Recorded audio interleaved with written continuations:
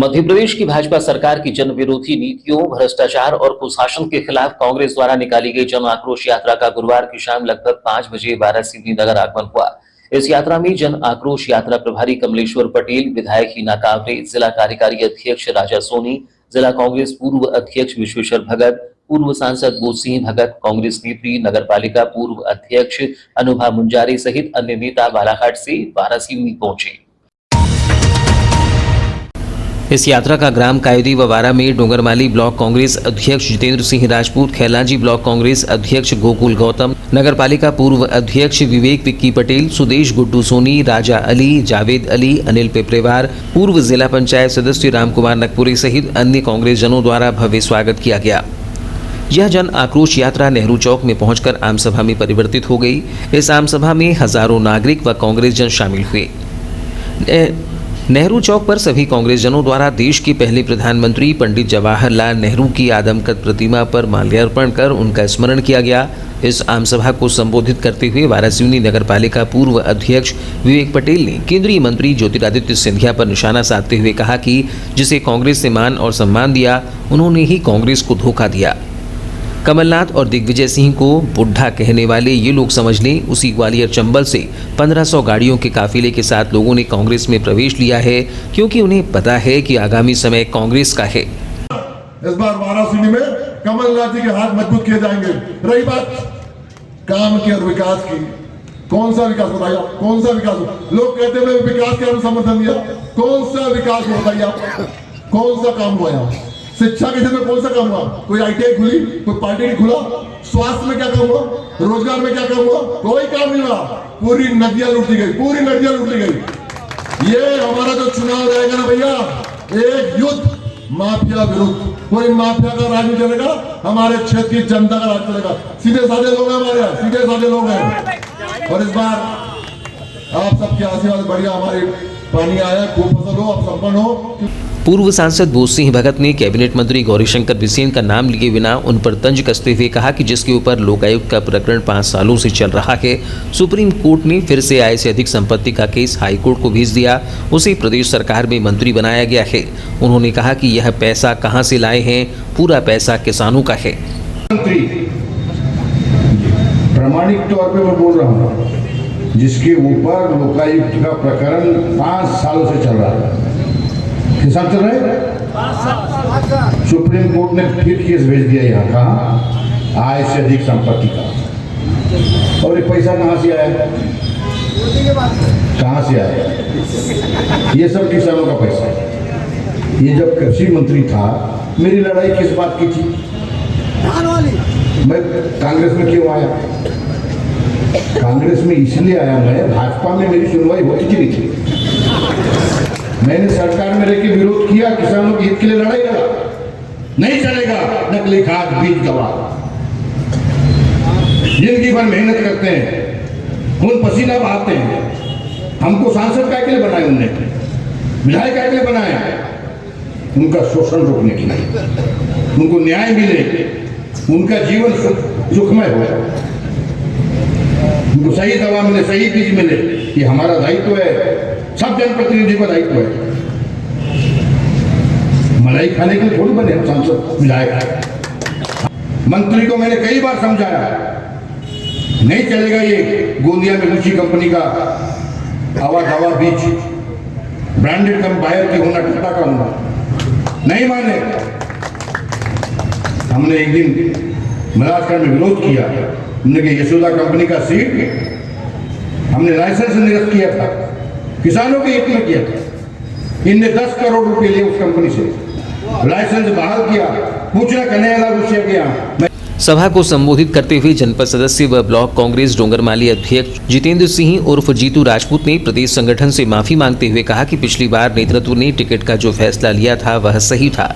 हमने असली और नकली कांग्रेस की लड़ाई में विधायक प्रदीप जायसवाल का साथ दिया था, लेकिन वह नकली कांग्रेस ही निकल गए।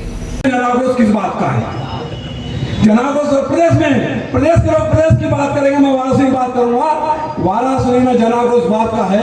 पिछले बार हमारे सबसे पहले प्रदेश संगठन से माफी मांगूंगा कि प्रदेश संगठन ने सही निर्णय लिया था और हम उस निर्णय को समझ नहीं पाए, और हमने झंडे और डंडे की लड़ाई में झंडा बचाने के लिए असली कांग्रेस नकली कांग्रेस के नाम पर चुनाव हुआ। असली कांग्रेस के नाम पर वाराणसी के विधायक गुड्डा जायसवाल का चयन किया और वो वाराणसी का विधायक नकली निकल गया और भारतीय जनता पार्टी को निकल गया। साथियों, वाराणसी का विकास क्या हुआ? वाराणसी में जो सरकार जरा उस बात का है कि वाराणसी के घर घर में शराब दुकान खुल रही है, घर घर में शराब बिक रही है। कौन बेच रहा है? कौन बच्चों का भविष्य खराब कर रहा है? गली गली में शराब किसके संरक्षण में बिक रही है? यदि वाराणसी का टीआई यहाँ खड़ा है और दारू पकड़ता है तो उसके साथ भी यहाँ का विधायक गाली गलौज करता है। हमारे बच्चों के लिए जहर बोलने का काम वाराणसी का विधायक कर रहा है। विकास नहीं हुआ। वाराणसी का विकास यदि हुआ है तो 100 से 200 शराब दुकानें खुली है, गली गली में जुआ सट्टे का धंधा हो रहा है, गली गली में गांजा बिक रहा है। यह विकास हुआ वाराणसी में। विधायक हिना कांवरे ने सभा को संबोधित करते हुए कहा कि जब कमलनाथ वाराणसी में आए थे उस दौरान जो शानदार कार्यक्रम हुआ था और वाराणसी की जनता ने उन्हें आशीर्वाद दिया था, उसके बाद से वह वाराणसी और खैरलांजी क्षेत्र की जनता को याद करते हैं। उन्हें भोपाल में बैठकर वाराणसी खैरलांजी क्षेत्र की फिक्र है।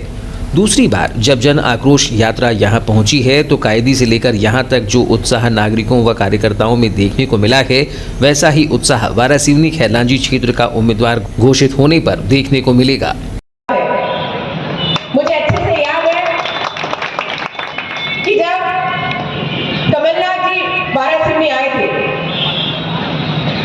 उनका वाराणसी में जब आगमन हुआ, इतनी शानदार आप लोगों ने तैयारी की थी और इतनी शानदार आप लोगों ने स्वागत किया कि पूरा रिकॉर्ड ब्रेक कर दिया बालाघाट जिले की सभा का। इतनी जबरदस्त सभा आपने उनकी करवाई और बहुत खुश होकर कमलनाथ जी यहाँ से गए, क्योंकि भोपाल में बैठे बैठे वाराणसी की चिंता तो होती है, लेकिन जब वाराणसी में आए और यहाँ का लोगों का जनमानस का भावनाओं को उन्होंने समझा तो निश्चित ही वो यहाँ से बहुत प्रसन्न होकर गए और उस दिन से वो वाराणसी की तरफ से निश्चिंत हो गए। तो पहली बार कमलनाथ जी की यात्रा का स्वागत। दूसरी बार जब हमारी जन आक्रोश यात्रा आई तो कायदे से हम देख रहे हैं कि लगातार आप सब में बहुत उत्साह है और मुझे पूरा विश्वास है कि तीसरी बार भी जब यहाँ कांग्रेस पार्टी का उम्मीदवार घोषित होगा तो उस दिन भी ऐसे ही जबरदस्त माहौल वाराणसी में रहेगा। बस थोड़ा ही इंतजार है। सब लोग बहुत कुछ सुनना चाहते हैं, लेकिन मैं आपको एक ही इशारा करना चाहती हूँ कि जो आपके दिल में होगा, जो आप लोगों के बीच होगा, जो आपकी सोच और समझ में होगा, वही वाराणसी का उम्मीदवार बनेगा। इतना विश्वास आप लोग रखिए।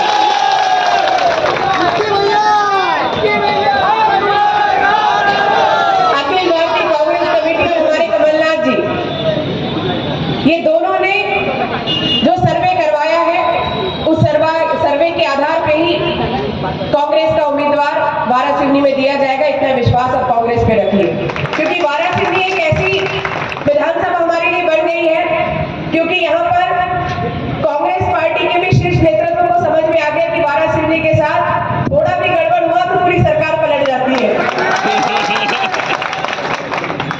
इसलिए वो ऐसी कोई भी कमी वाराणसी के लिए नहीं करेंगे, इतना विश्वास मुझे है। इस दौरान मीडिया से चर्चा करते हुए पूर्व मंत्री व जन आक्रोश रैली के प्रभारी कमलेश्वर पटेल ने कहा कि सरकार द्वारा निकाली गई जन आशीर्वाद यात्रा व विकास यात्रा को जनता ने जन आक्रोश के माध्यम से खदेड़ने का कार्य किया और जनता के सामने जो इनके द्वारा घोषणा पत्र जारी कर झूठ बोला गया, उसका जो आक्रोश है उसी के संबंध में ये यात्रा निकाली जा रही है। इस यात्रा में जनता का हुजूम कांग्रेस पार्टी के साथ चलता हुआ दिखाई दे रहा है। किसानों युवाओं के साथ हो रही धोखाधड़ी, अत्याचार जैसी बातों को लेकर पार्टी जनता के बीच जा रही है। आम सभा के बाद यह जन आक्रोश यात्रा रामपैली व खैरलांजी के लिए रवाना हो गई।